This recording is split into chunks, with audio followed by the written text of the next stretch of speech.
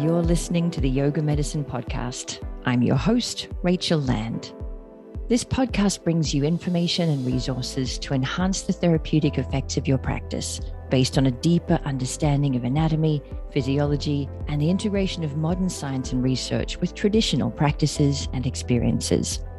Join me and my co-hosts Tiffany Cruikshank and Katya Bach as we dive into all things yoga, research, and wellness. The content of this podcast is not medical advice and is not meant to replace medical care. Please consult your healthcare provider to determine what is best for your unique healthcare needs. Hello, Aisha, and welcome to the Yoga Medicine Podcast. Thank you so much for making time for us today. Hi, Rachel. Thank you so much for having me. I'm really excited to chat with you today. I am too. It's one of those topics that I don't know all that much about outside of just my own general experience of being anxious in life. So I'm really curious to learn a bit more about anxiety and about how yoga can help. But if you don't mind, I'd like to start by talking a little about your personal and your professional background, if that's okay. Mm-hmm. I listened to you interviewed on a a podcast, and I heard you say that you hadn't come from any great personal tragedy and you didn't even know you were lost. And I think it surprised me a little bit because it's such a common story of people heading into healing as a career from what they learned healing their own pain or their own injury. So what drew you to psychotherapy as a course of study and a career? Well, yeah, absolutely. I believe we're all wounded healers, and I think that's what draws us to the path. What's very interesting is I think with my story, it wasn't an obvious form of coming from a place of pain. And so it didn't look like what I expected a traditional journey of, being lost and finding oneself to look like, really. And so I think what that enabled me to appreciate are the nuances and the subtleties that then take us and carry us on this journey. It doesn't have to be a very obvious form of trauma, like, war or very overt forms of abuse. It can be things that seem really subtle, but then add up in time and create experiences of anxiety or distress in relationships or any other variety of challenges that then we then navigate. And so I think the gift for me has been because of my own story, and I'm happy to go into it, but for me it was prenatal trauma really that then led to experiences of anxiety later in my life. I learned to appreciate that there's more to it than what meets the eye. And I believe when I did that interview, I probably didn't realize it was prenatal trauma. And so I've learned to appreciate the subtleties and to always look for the human experience underneath what might seem like nothing. I'm sure that's really helpful for your patients and your clients, because I do feel like we sometimes, now that we get news from all around the world, there are so many really terrible and terrifying things going on. It would be easy to look at our own pain or suffering in the context of that really great pain and suffering and think, why don't I just have my stuff together? I should be fine. Why am I not fine? So I'm sure your experience will help people understand that sort of accumulation of little things that can add up over time. Yeah, and becomes a reminder not to minimize our own pain and our own humanness and the experience that comes with that. And I guess not to compare it to other people's, because you never really know what anyone's feeling, even if you know the outside of that experience. And how did yoga come into the picture? Is it true that Zumba was the initial gateway that got you into yoga practice? Froze again. Can you repeat the question, please? Yeah. And how did yoga come into the picture? Is it true that it was Zumba that was your initial kickoff into yoga practice?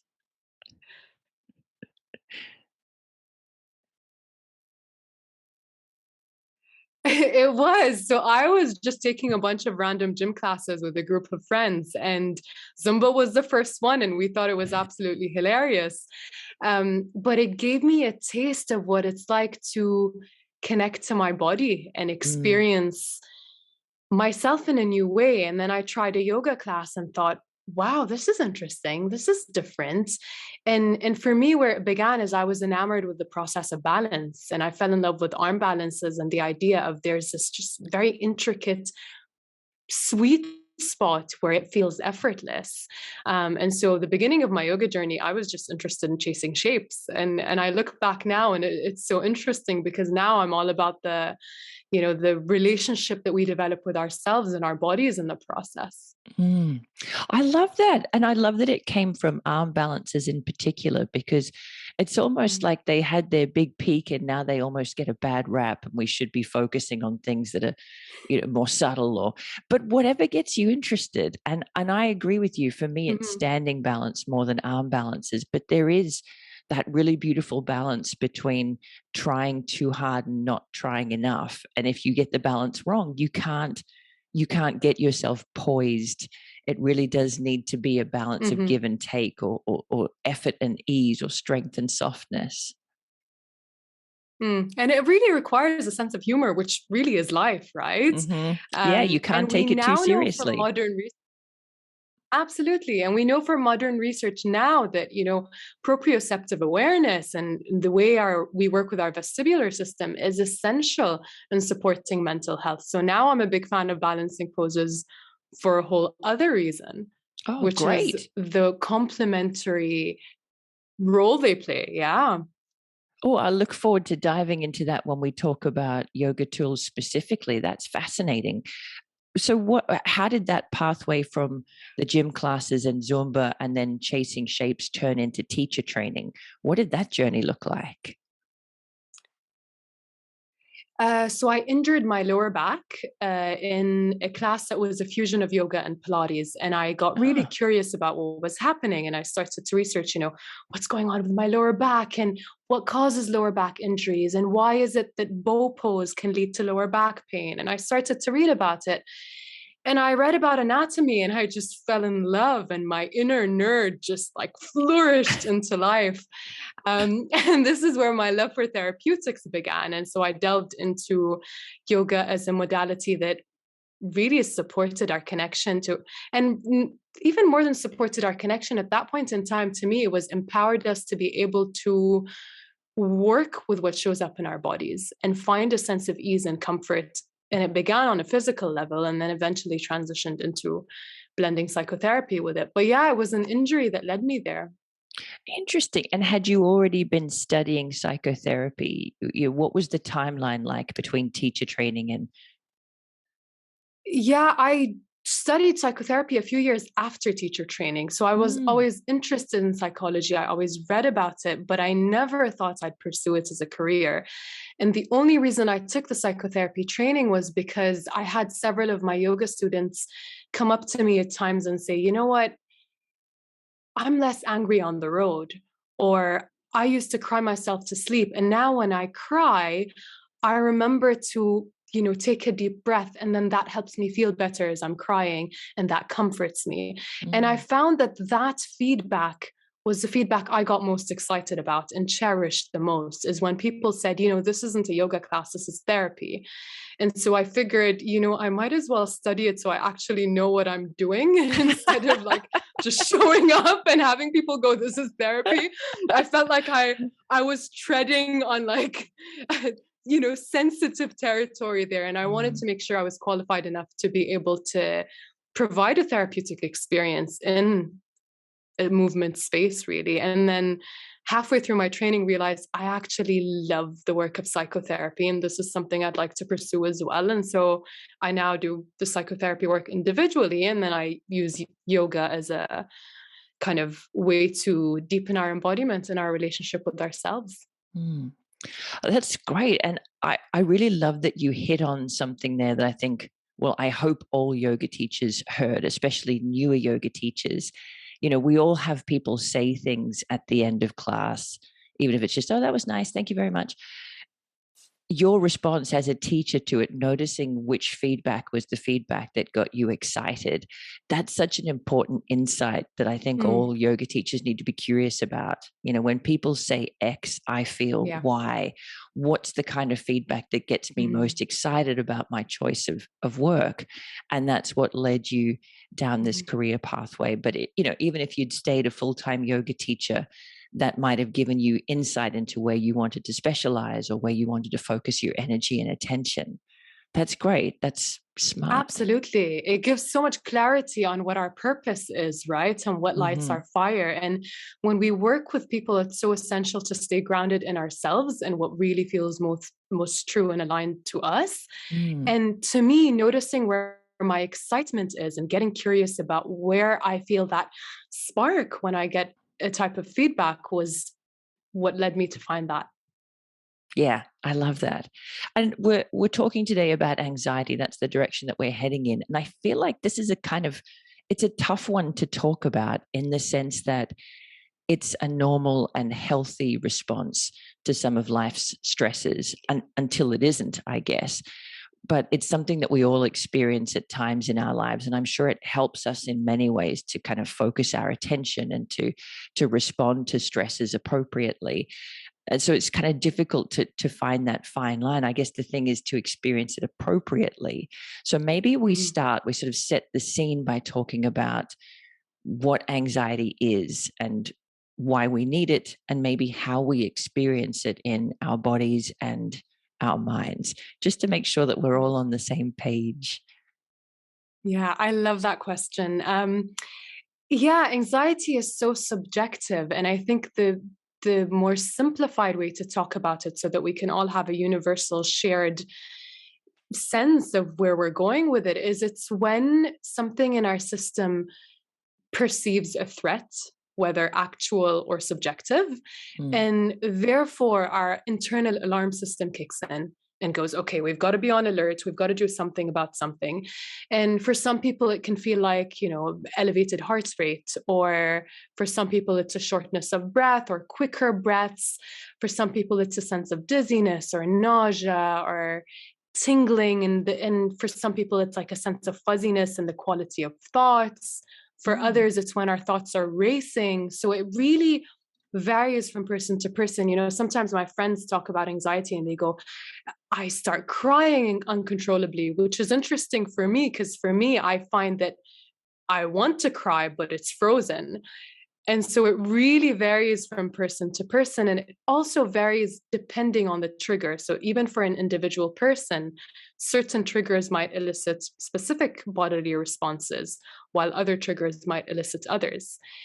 What I find really helpful to remind everyone of is that, and this credit goes to Stephen Porges, who came up with the understanding we now have of the polyvagal theory, is that our physiological state influences our beliefs and our perceptions about the world, about ourselves, and about other people. And so once we go into stress mode, once our system kicks into, I've got to be alert, the way we perceive ourselves, the way we perceive others, and the way we perceive the world shifts. Mm. And the reason that's very helpful to remember is when we're feeling anxious, we're going to have certain thoughts about ourselves or about the world. And it's helpful to remember this isn't always how I think of things, but it is how I think of things now. And so Mm. it's absolutely valid for this moment. And yet to also remind ourselves that it's okay when this passes, hopefully the kind of elevated fear will settle as well. It's accurate, but it's not true forever. Absolutely. Yeah. Mm. I had a really interesting experience once around anxiety. So I love the fact that you explained that different people experience it differently. For me, it always feels pretty much the same. My heart races, Mm. my palms get a little bit clammy. And I had that experience once at the dentist, and I'm always a little bit nervous at the dentist, but I got an injection. And within seconds of receiving the injection, I could feel my heart hammering in my chest and my palms getting clammy. But my internal experience was I felt like I was actually handling this okay. I'm a little bit nervous because I'm at the dentist, but I don't feel that stressed. It was like my body and my mind were completely disconnected Mm. from each other. And it was such a disorienting feeling that I didn't also have a change in my thought patterns or perceptions. And as it turned out, there was adrenaline in the injection. And so once they explained that, it all made sense to me. I was Oh, there getting you the go. adrenaline response, but I didn't have any of the thoughts and feelings. And that was probably the first time I actually got curious about the process of anxiety, because I'd never had the physical and mental states separate before. That's really Mm. interesting. It's interesting you mentioned that. I had that happen with coffee once, where Mm, I was like, why is there anxiety in my body, but my mind is I feel not feeling fine. anxious? Yeah. Yeah. Yeah. Okay. So, Although I do like to joke that I have a PhD in personal experience with anxiety, because I've literally experienced it in so many different ways over the years. And I found that to be a really helpful way to appreciate, the roles of things like yoga, mm, practices like yoga, in supporting us to feel more empowered in the face of anxiety. Because what anxiety is the way we experience it is our estimation of the danger in the situation, and then also our capacity to cope. And mm. so when with practices like yoga, where we can enhance our sense of self and our perception of our ability to cope, the danger doesn't feel as overwhelming anymore. That's incredible. That you made me think about Alex Honnold in the movie Free Solo. Have you seen it? I have not. I mean, you need to. He's climbing up El Cap in Yosemite without any ropes, and it from the Wow. outside looks absolutely insane. But he talks really logically the way that you just did about anxiety. He talks about his the sort of the stakes of the situation versus his capacity to handle them. Like, what's the actual likelihood of me falling versus the outcome if I do fall? So he was able to look at the two sides of the spectrum the way that you just explained it then, and go, here the risk is high, but my capacity is also really high, so it's fine. Or here the Mhm. risk is low, but my capacity to handle it is a little bit lower too. So that makes me more apprehensive. So let's talk about Mhm. your personal experience with anxiety then, if you don't mind. Take us through, especially what's prenatal trauma. I'm really curious. Yeah. So, what research caught up with more recently is that experiences that happen in the womb also shape our nervous system physiology, and Mm, in the sense that whatever stress hormones flood through our mother's bloodstream when we're in the womb also influence our own bodily states. mm, And so during my mother's pregnancy, we had a very close relative who was ill and severely ill at the time. And so it was a very stressful time for my mother, as she worried about them and their health. And so, through no kind of obvious external fault of anyone's, really, other than natural circumstance, there was a lot of stress happening during a phase mm, in her pregnancy.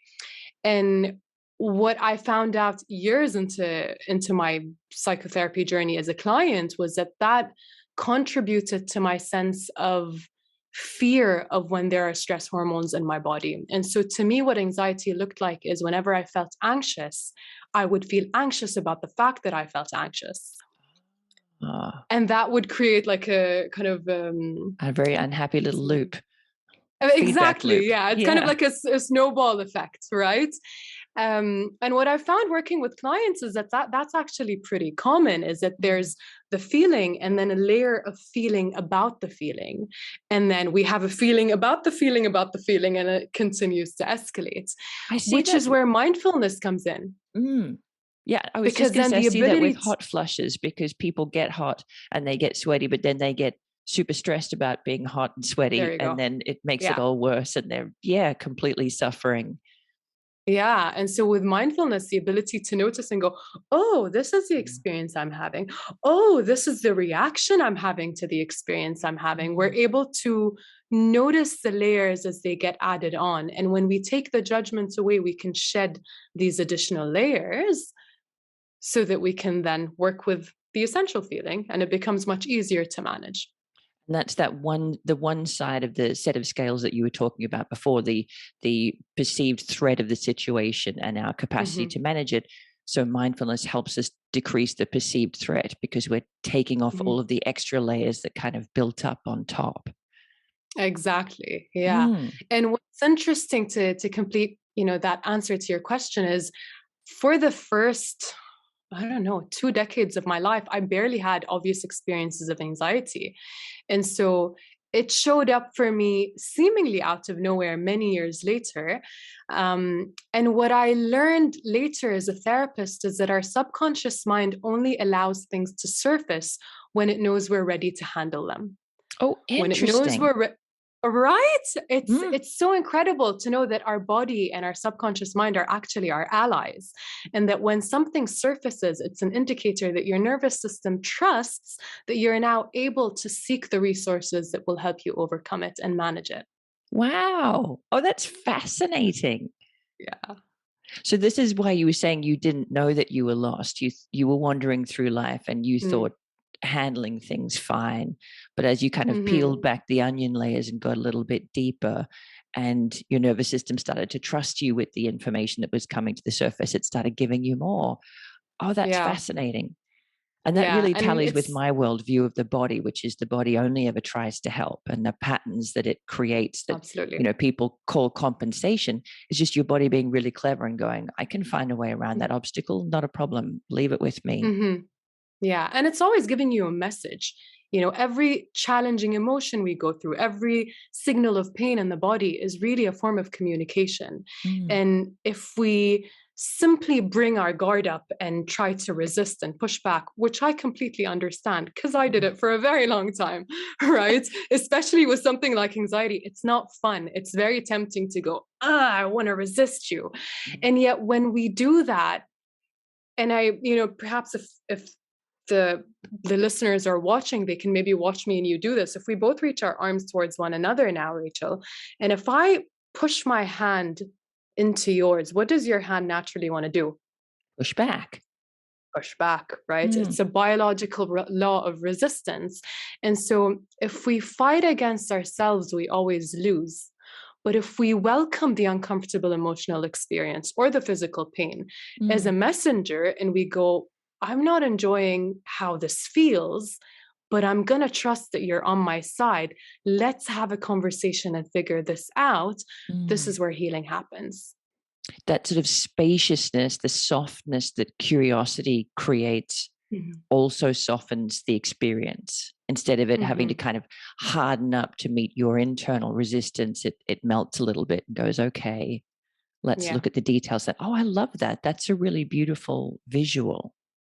And it's that, again, non judgmental component of mindfulness, right? Mm. And also not judging ourselves for being tempted to resist because it is so tempting. It's And yet natural. noticing it, it's natural, but then going, Mm. all right, well, that hasn't worked out for me. So let me maybe try the alternative. Yeah. So we're Yeah. kind of talking in a roundabout way about getting professional help with anxiety. So I'm sure Mhm. there are for many of us, it plays an appropriate role in our lives at kind of helping us cope with stresses and challenging and difficult situations by kind of heightening the nervous system and making us more agile and more responsive. But for some of us, some of the time, those patterns, I'm sure, can become dysfunctional. And we can start adding on the layers that you spoke about being anxious, about being anxious, about being anxious, about being anxious, about being anxious, and have that snowball effect. So when we do look for professional help, what role does a psychotherapist play versus like a psychiatrist or a psychologist or a counselor? How do the different Mm. roles, from your perspective at least, kind of fit together? Yeah. Well, I love working collaboratively with other professionals, and it's a difficult question to answer in absolute terms because it's so Of course. subjective with different Yeah. clients. But what psychiatrists do is because they're medically trained professionals, they're qualified to prescribe medication, Hmm. which for some people can be really helpful.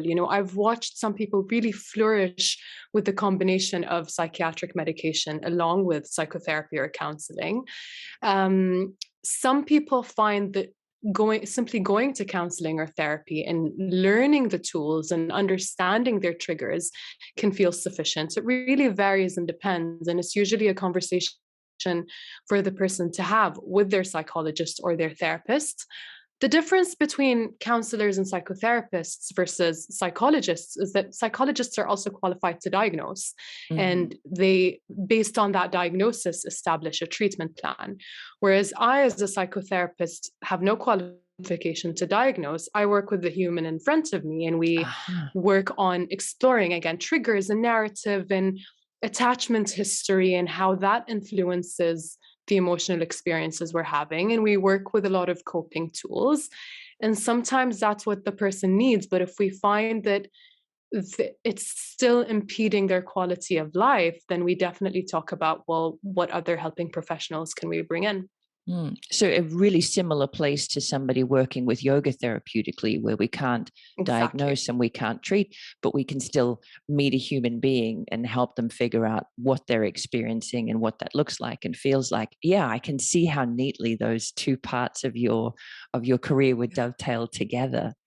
I love that. And so for the rest of us who are just experiencing anxiety in daily life, or even for people who are using yoga as an adjunct to other forms of therapy, let's kind of dive in to talk about how yoga can help. And you've talked about a couple of ways already, from that non-judgmental mindfulness decreasing our perception of the threat, and also yoga making us feel more capable of handling the challenges that come up in life. So let's talk about some yoga tools for anxiety.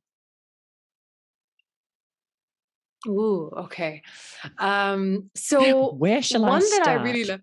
I know, right? I'm so excited. You can see the inner nerd going, ah! So one of my favorites, and this is a more general one before we get to specifics, but one of my favorites is play. Play and anxiety. Play is basically an antidote to anxiety. Yeah. Right? When we're playing, when we're laughing, laughter actually discharges quite a good amount of that nervous energy. And so playfulness enables us to find the freedom and the laughter and the fluidity that helps counteract the tension and the rigidity that come with anxiety. So anything that involves playfulness, silliness, humor, and laughter can be really helpful. There are times where someone can feel quite anxious, where they're not yet inclined to join in on something playful, and that's totally valid. And yet when people are open to it, it can be a really fun and helpful way to embrace, really to welcome the full spectrum of the human experience, including the anxiety, and to see through laughter and play that, oh, the world doesn't end here. You know, you've made it through every single anxiety attack you've had, every single time you felt anxious, and you're going to survive this one too. So that's one of my favorites. Makes a lot of sense to me, because anxiety and excitement are so close together in terms of the physiological feeling. The difference is just your perception of the situation, isn't it? Is the framework that you put around it. So that one does make a lot of sense to me. And I guess how you'd use that would really depend on what that particular person finds fun and silly and playful, because everyone's, I guess, a little bit different in their humor. Very, yeah. You know, some people love dance, which can be immensely therapeutic with anxiety, and others are like, I am not dancing. Do not give me. There you go. I am the second person. Like, if you make me dance, this thing is over. I'm walking right out the door. I'm walking out of here. I have actually done that before at a yoga festival, when we'd done day after day of people kind of breaking out of the class into dance. And I got to one class where she was like, roll up your mats, let's dance. And I was like, and I'm gone. Yeah, it's so subjective. But like you said, because excitement and anxiety are really cousins, if you will, it enables us to reclaim what can often feel like chaos and take charge of it and say, it's okay that there's heightened energy in my body. Because like you said, there are so many adaptive functions to anxiety. It's just that when it starts to get in the way of the quality of life we want to live, this is where we go, okay, now I want to reclaim that. And I want to transform this into a superpower, which it absolutely is.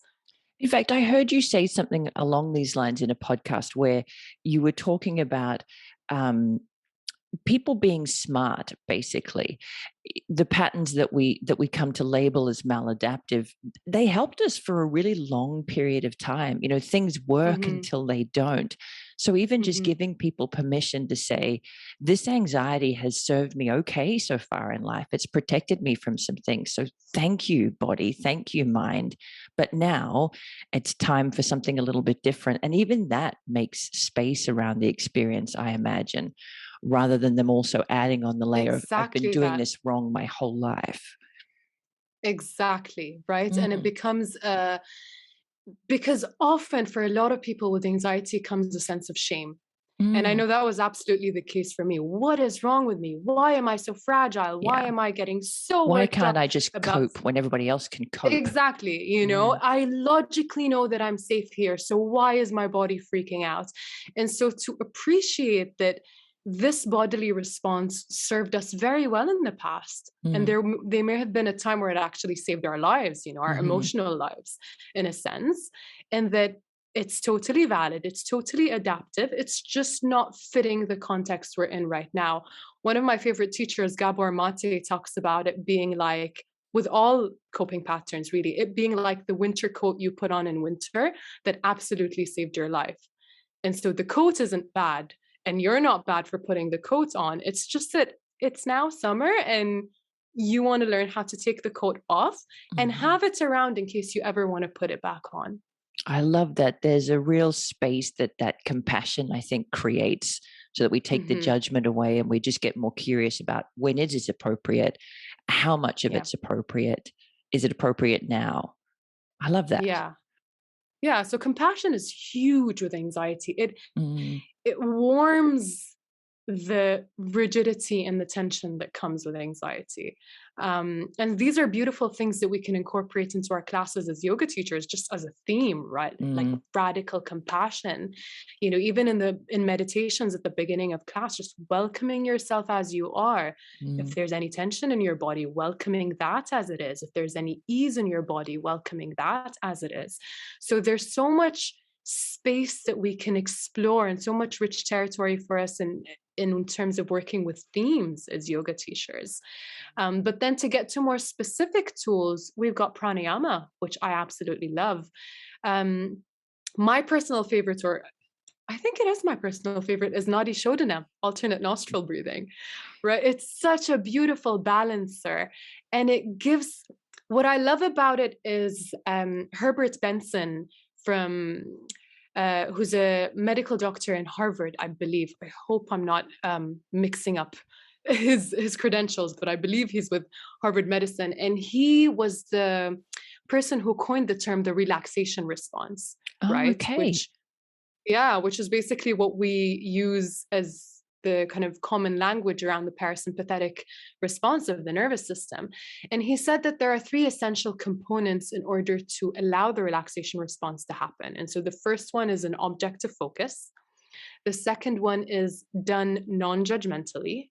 And the third is sustained over a period of time, whether it's, a few minutes as you do it or over, several days, several weeks, several months. Mm, And with Nadi Shodhana, the objective focus is that, shifting of the breath from one side to the other.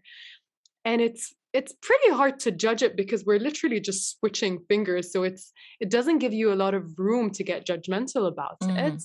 And then you sustain it for a few minutes. And so it's such a beautiful way to enable that parasympathetic response to show up and really That makes provide us with sense a to me. balance. It's as if the hand mudra and the technique of shifting from one side to the other and remembering at which point in the breath you're shifting might give the brain just enough to do that it sort of disrupts the signals of anxiety. It's like, oh, now the Mhm. brain's got another task. So now it focuses on this instead of feeling anxious and feeling anxious about feeling anxious. I love that. Exactly. Yes, carry Yeah. on. More tips, more tools. More tips. Well, One maybe that we I stay with love. pranayama to begin with. What Yeah. are others can work? What if you were the kind of person for whom that was just too much to think about, too many things to coordinate and organize? What would you try with somebody who wasn't responding to Nadi Shodhanam? One thing I really love is hands on the body, chest and belly, or, either or. I Mm, definitely like at least one hand on the belly, and just noticing the hands to provide feedback of the breath, mm. and just noticing the movement of the breath, and just feeling the expansion and then feeling the relaxation, and really following that ebb and flow of the breath. Some people really like to do this prone because they find that the floor gives them really lovely feedback in the front of the body. And then they can Mm. also feel the back expanding and relaxing as they breathe in and out. So, breath awareness is immensely powerful and can be very transformative for some people when they're just learning to appreciate and pay attention to the nuances of the breath. Is that why you think the tactile input is so important, like tapping into those proprioceptive nerve endings? Is that why you think that's so powerful to get people into a new experience of being in their body? Absolutely. And with anxiety, often come interoceptive signals of danger. And Hmm. so when we provide kind, curious, compassionate touch, we're now providing cues of safety. Mm, And we know that touch is a huge cue of safety. Now, and again, a note on that, it can be a cue of unsafety for some people. So just to yeah. bear in mind, if a student says, I don't want to put my hands on my body, absolutely fair enough. So Mm, generally in a group setting, I would offer it as an option. And in the spirit of being trauma informed, not saying we're going to put our hands on our body and then for people to feel like, but maybe I don't want to. So I offer mm, it as an option, which a lot of people really love and find comforting. mm. But then it gives a space for those who don't want to use touch to not have to do that. Some people like a cork block.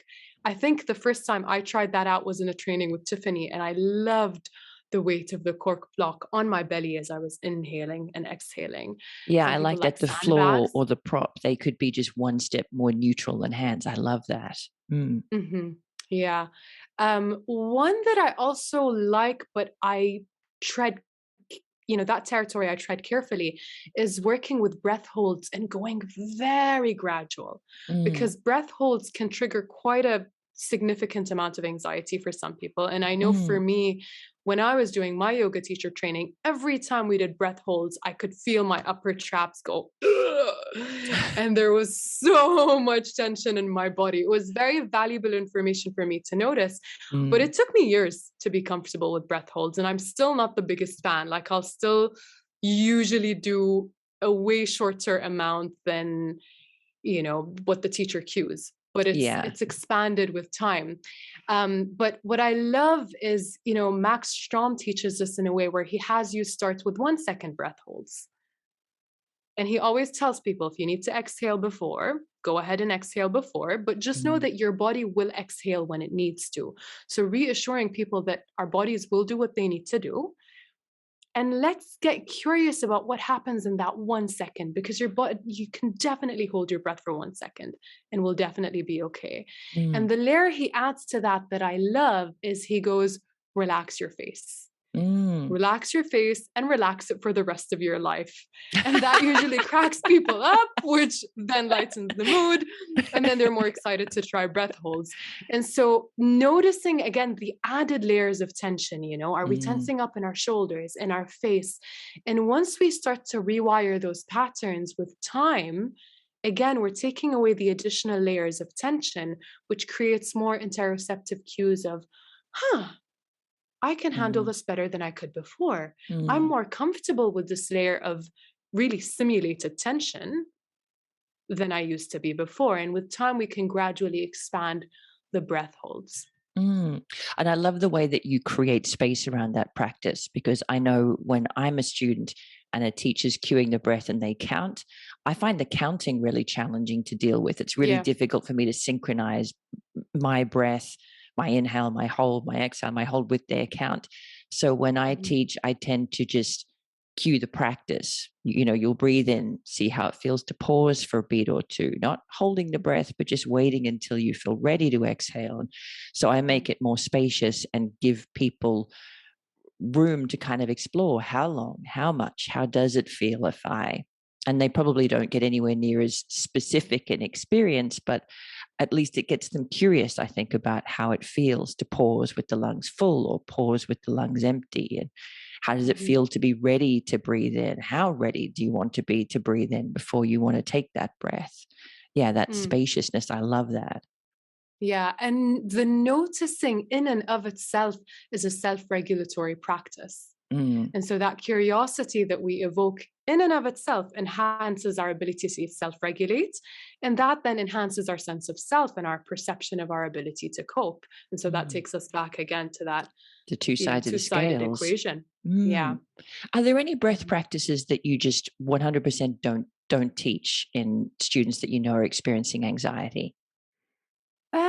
I'm not a fan of uh, using Bastrika with anxiety, Hmm. like the forceful inhales, forceful exhales. I do think they can be helpful. I absolutely believe they can. But generally speaking, I find that there are way more accessible tools that we can use. Even something like Kapalabhati, which for some people can feel really freeing and spacious, Mm. for others can feel like it's overstimulating. And with anxiety, that's not always what students are looking for. Yeah. So, like everything, I'm sure we'll get this answer come up again and again, that it Yeah. really depends on the individual and the circumstance and their perception Mhm. of what they're experiencing or doing. Mm. Absolutely. And, going off of that note of stimulation, if we were to now go into the movement side of things, Mm. I found that there were times where I, as a student, walked into a class and teacher said, we're going to use this class to counteract stress. And then all they want to do is ground and just slow everything down. Mm. And sometimes when you come in a heightened nervous system state, to be met with what feels like suppression can Mm. actually feel really uncomfortable. I've And so definitely what had I that found before. really helpful, yeah, and I've seen, so many fantastic classes on YMO that talk exactly about that, how we need to meet students where they're at, and we Mm. start with some movement and we meet that arousal in the system and then gradually slow it down. So something like a slow, steady, rhythmic flow that enables movement to happen so that you can move through whatever tension is in the body can be really Mm. helpful and supportive. I love that. And I've found too that having something that's relatively simple, like just flowing between two poses or maybe Mm, three, but where you don't have to engage a lot of your thinking brain once you've gotten yes. your body this shape to this shape, this on the breath in, this on the breath out, you can just switch to autopilot and kind of ride the rhythm of it. Yeah, absolutely. I completely Mm. agree with that. I also find that just moving through the joints, sometimes just circular movements can be really helpful because often when the nervous system detects threat, there's a sense of tension that shows up in the joints. And so when we Readiness. allow circular, right, readiness, exactly, Yeah. bracing, which again is very adaptive and very helpful in situations where we need that readiness. And sometimes it's, when we're meeting a deadline and we want to type at like record speed to meet that deadline. So again, it's a helpful, useful thing. And then through movement, whether it's circular movement or sometimes shaking, which is one of the practices I'm excited to share on YMO, is Mm. we then start to thaw that sort of tension and freeze and rigidity that can come with a dysregulated nervous system. I really appreciate that you've started by talking about movement, because I think as yoga teachers, we sometimes think, or maybe this is just what I'm seeing on social media, counteract anxiety by restorative and quiet and Mm, support, and I'm sure eventually you want to get to a place where people can fully and deeply rest, but that's maybe not the best starting place for somebody who's in the moment, rigid, ready, geared mhm, up, mhm, super alert, super agitated. Maybe mhm. asking them to be very quiet and soft and still would create the opposite effect. Yeah, and sometimes it can enable that, again, that snowball scenario of why am I Why not can't able I to relax relax? when I'm expected to relax? And so to Everybody else looks normalize relaxed. Everybody else is having a lovely time. Why am I stressing out? Why can't I handle this? Why am I doing it wrong?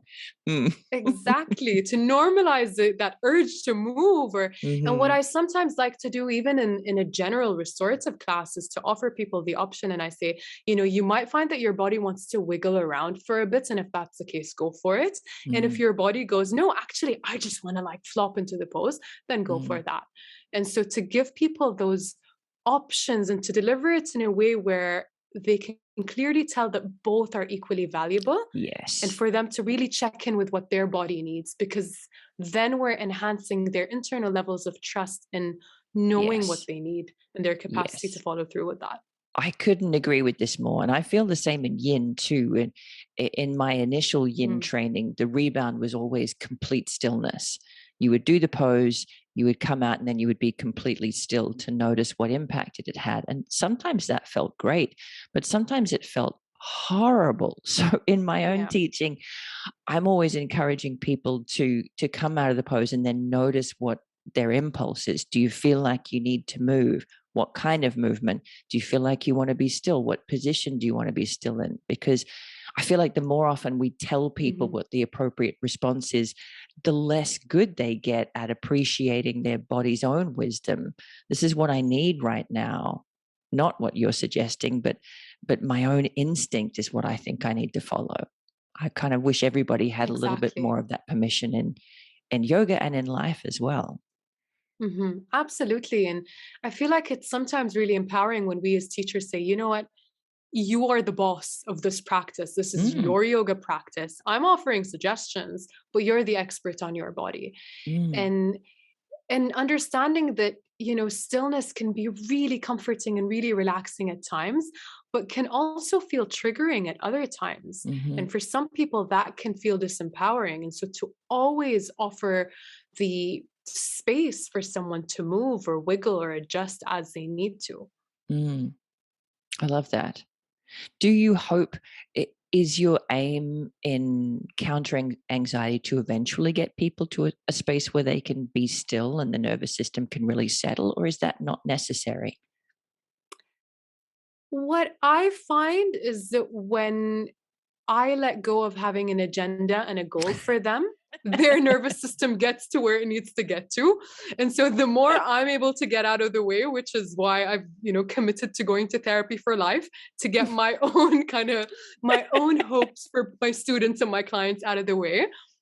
Like, there's a wisdom to our systems, there is a wisdom Hmm. to our bodies and to our psyches, and really the key is to create a safe space where we get out of the way enough and people know that they are held and supported Mm, unconditionally, with no agenda, with no expectation. And I find mhm. that on the days that I'm able to connect to that fully and really get out of the way, people's bodies and minds do their own thing. And then they go, that was amazing. And I'm like, I have no idea what just happened in this class, but great.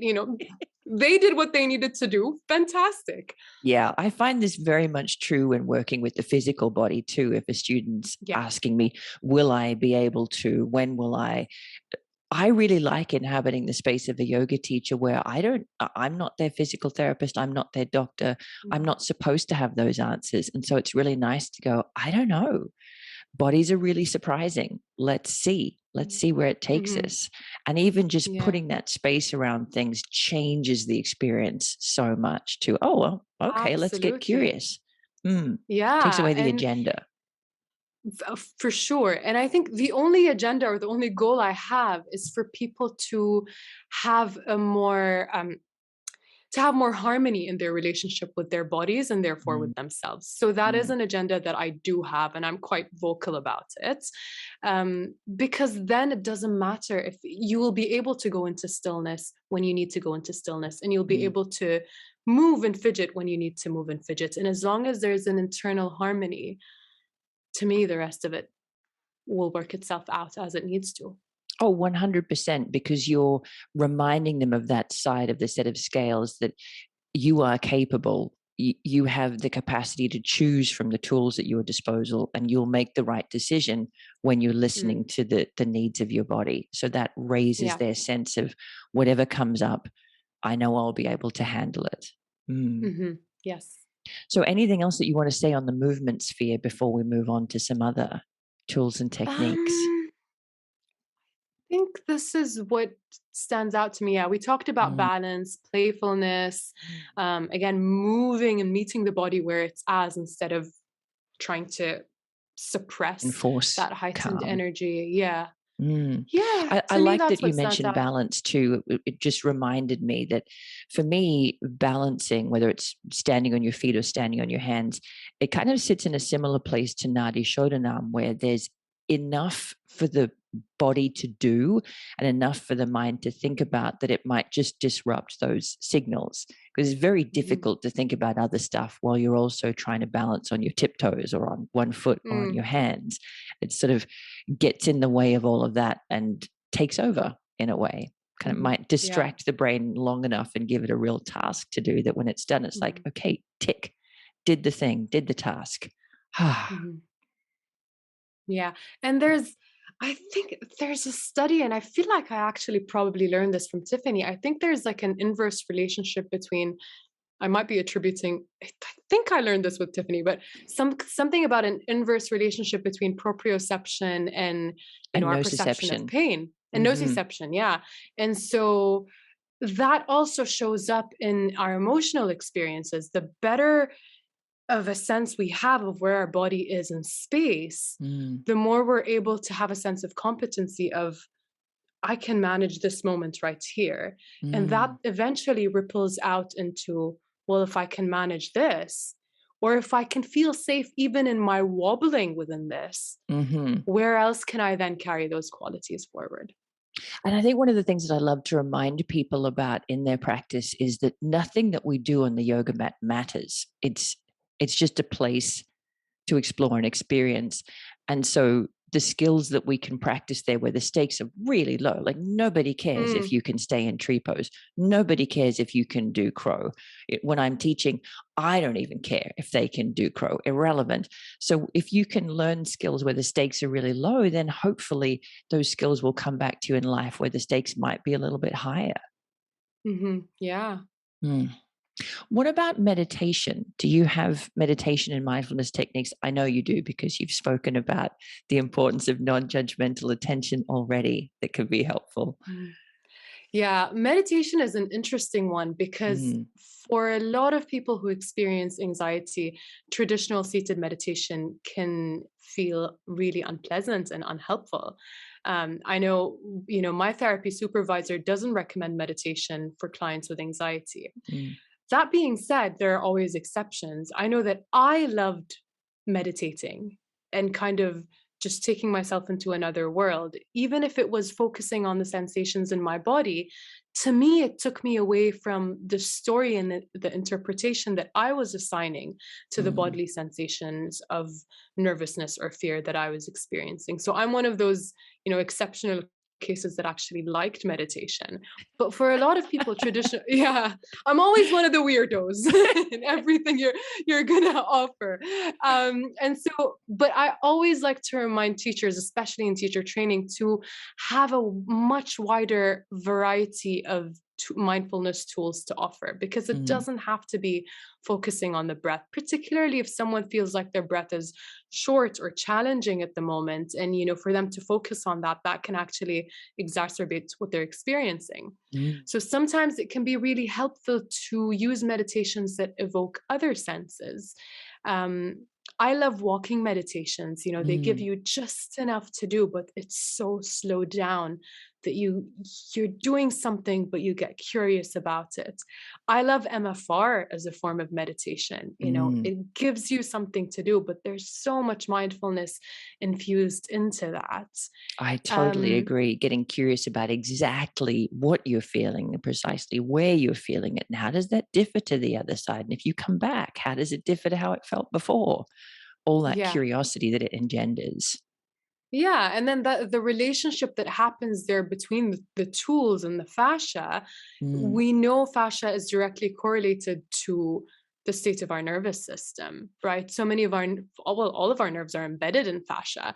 And mm, so that bidirectional relationship between mind and body is so palpable when we work with myofascial release. Mm. Um, I also really love using, meditating on sounds that we're hearing, and it can even be on music, and letting that be the focus of attention. For some people, a mantra can be helpful. For some people, it can be alternating between different senses. So I sometimes like to teach a five senses meditation, where Mm. you start by, noticing the sounds you hear. And then after a couple of minutes, or even a minute, depending on how long the meditation is, you then shift it to noticing your sense of sight, even through closed eyelids if the eyes are closed, or through open eyes if they're open.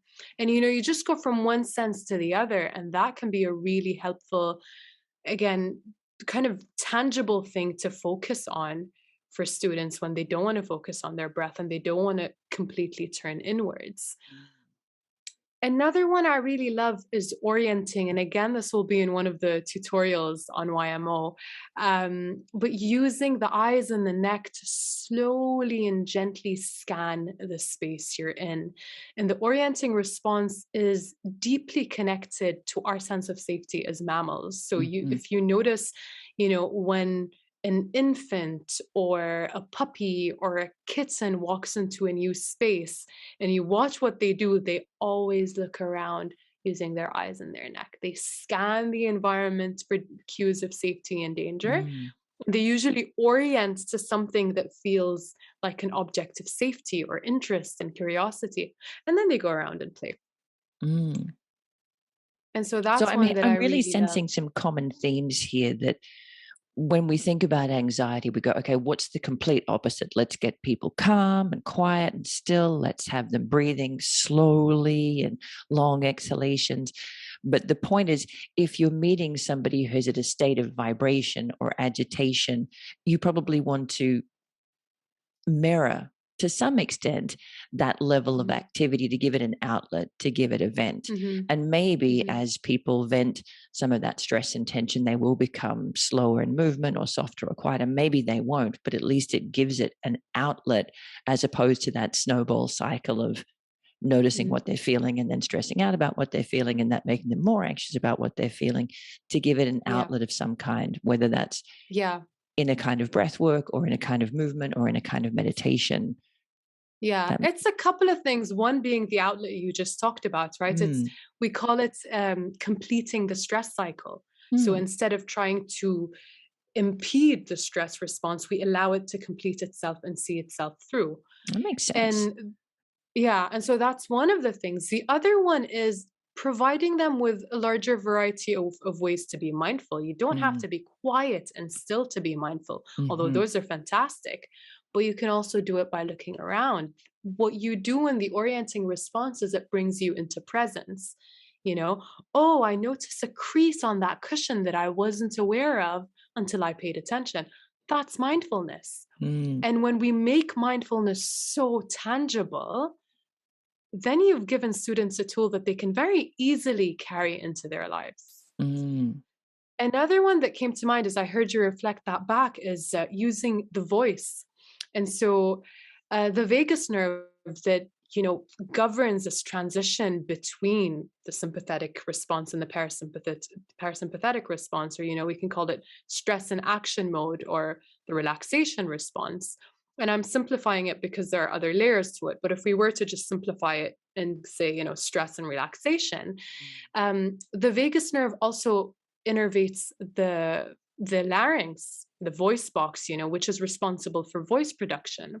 And so when we go back to this bidirectional relationship between mind and body, when we use the voice to either discharge tension or even to hum or sigh or just produce any sounds that feel soothing, we're offering cues of safety to the body again.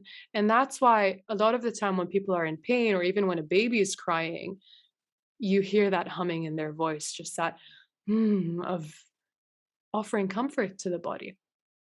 and I'm sure for some people, the idea of humming or sighing is like dancing, like nobody can make me sing, yada, yada, Yeah. yada. But for other people, that might be exactly the outlet that they need. So something like the om mantra or Brahmari pranayama might give them that Mm-hmm. sort of soothing vibration.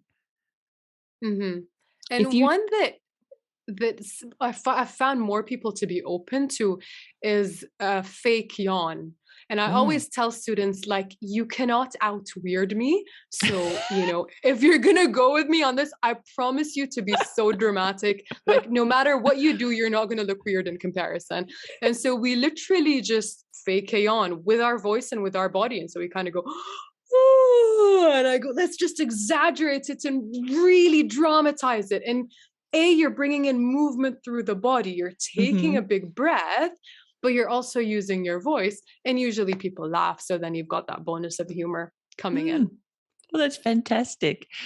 As well as the really specific practices in breath and movement and meditation, there's been a sort of undercurrent of more philosophical themes too, like playfulness, curiosity, compassion. Anything else that kind of comes to mind along those lines? I was wondering about gratitude, for example. Is that a helpful antidote to anxiety for some people, or is it difficult to feel grateful when you're in the midst of that kind of stress? It's both. And again, Mm. it varies depending on the person. For some people, it's a perfect antidote. For others, it can take them into feelings of shame of like, why can't Yeah. I feel Why grateful can't I right just be now? And grateful so for my wonder? Yeah. yeah, so to kind of validate that it can be this and it can be that, and it's okay if you don't feel particularly grateful in this moment, that's fine. It can be very helpful for some students for sure. Mm. But another theme that I love is just that reminder of resourcefulness.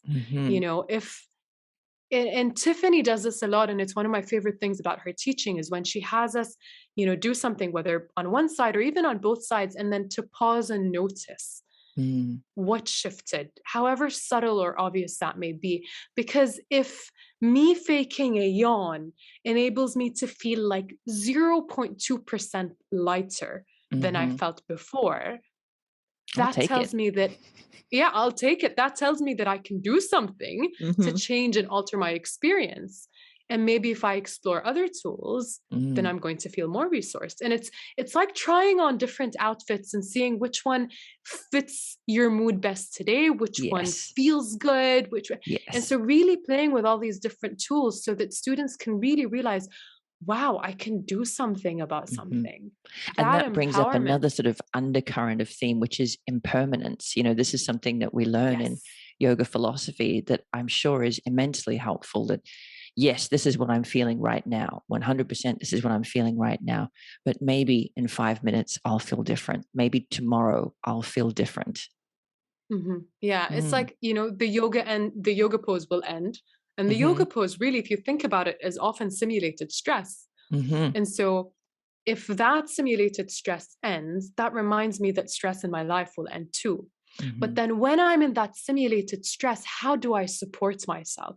And Yes. sometimes I ask it that overtly, like, okay, we're in warrior two and your legs start to, and I'm assuming by now your legs are starting to go, ah, and then, people usually like nod in agreement. And I'm like, okay, great. Now remember, you can ignore me whenever you need to. Obviously, you can take child's pose whenever you'd like. If you are choosing to stay in warrior two, how can you support yourself to make this experience just a tiny bit more enjoyable or a tiny bit less frustrating or less annoying? Or, and I jokingly say, you can call me names if you want to. If that's going to help you feel better, great, use that tool. And so just reminding them there's always something you can do. What can Yes. that be in this moment? Yes. And in Warrior 2, I always talk about the gaze point, the drishti down the middle finger of that front hand. That middle finger could be used for all kinds of things. There you go. I love that. It's really making sense to me of something else that I heard you say when interviewed, where somebody was saying that your job sounded like it could be quite stressful, helping people through anxiety and trauma and grief and loss and all of the most challenging experiences of life. And you said that you had a front row seat to resilience. And that's really what I'm hearing as you talk about the experience of anxiety and the tools that we can use, that you really do have this inherent belief in everyone as intelligent and capable and able to change in the way that they've been handling things in their lives. Absolutely. And I find that I often sit in awe of the people in front of me. There's Mm. something so beautiful about, and not to glorify suffering, because there's nothing glorious about it, and Yeah. it's immensely unfortunate. But again, if we bring it back to the philosophy, the yoga philosophy of, suffering is an inherent part of the human experience. The fact that someone has lived through many experiences of anxiety or depression or pain, whatever painful life experiences show up for them, and they're still here, right? Mm. And they're still showing up. That in and of itself is admirable. And the fact that they're showing up means there's a part of them that knows and trusts that they will feel better and they will find a way to manage this even better than they've been managing it so far. But the Mm. reality is, you as a human being have survived every challenging life experience you've gone through. And that And in that in itself is itself, really worth celebrating, isn't it? yeah, absolutely. And Mm. very admirable. Well, you've got me very excited about doing your classes on yoga medicine online. You've mentioned that you might be doing a little bit of shaking. I'm sure that will make Mhm. me laugh in about 3 seconds flat. So I'm looking forward to that. Are there any other little tidbits that you'd like to share from the practices that you have coming up for us? One that I'm very excited about is a guided visualization, of visualizing a place that is completely yours, Mm. whether you want to call it your safe place, whether you want to call it your personal space, whatever name you want to assign to it. But we're going to use the power of visualization. And we know there's so much research about how visualizing something vividly evokes the physiological responses associated with it when it's actually happening in real life. And Mm. so, imagination is a resource that we often forget we have access to, because unfortunately, we've been socially conditioned to associate it with, oh, that's what children do. They Mm. imagine. And we've, unfortunately, as society has come to a place where we think that reality is superior to imagination. And I find imagination to be one of the most incredible tools that we have access to. And so we're going to use the power of visualization to create an embodied resource of safety, your own safe haven within yourself that you can then kind of connect to and plug into whenever you'd like. And so that's definitely one that I'm very, very, very excited to Oh, share. I love that. And I think that's so important too, because how can you create space for the possibility of things being different if you can't access your imagination? That's such an Mhm, important part of that belief in impermanence, is the capacity to see that things won't be the way they are right now, mhm. softening that rigidity yet again. Or you've Yeah, got me and very excited about your classes. it's a powerful way, a gateway to resilience, imagination too. Mm, I love that. So, for people who are excited about what they've learned today, about all of these different tools that we have at our disposal, and I think most importantly, the variety of tools, that there isn't, these are the three things that you do when working with anxiety, but try them on like outfits, figure out what meets where you're at in the moment and gets you to where you'd like to be. um, then of course they can do your classes on yoga medicine online.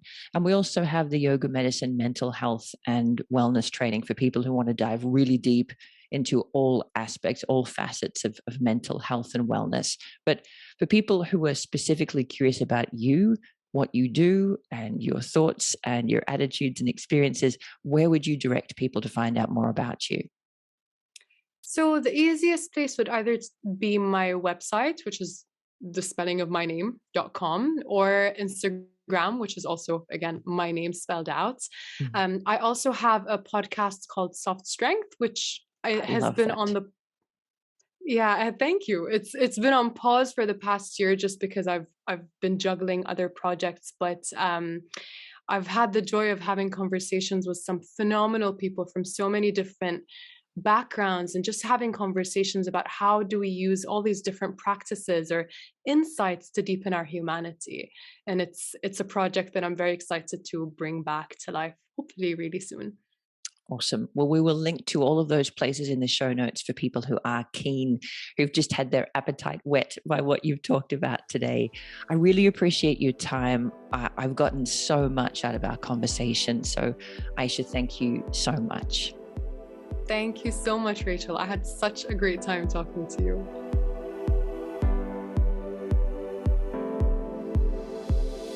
Thanks for listening to Yoga Medicine. If you liked the show, be sure to subscribe and leave a rating and review on Apple Podcasts or wherever you listen to podcasts. And if you got something out of this episode, please spread the word and share it with a friend. You can find more information, articles, trainings, and classes at yogamedicine.com. Check us out on social media as Yoga Medicine, or you can email us at info@yogamedicine.com. Thank you for being part of our Yoga Medicine community. The content of this podcast is not medical advice and is not meant to replace medical care. Please consult your healthcare provider to determine what is best for your unique healthcare needs.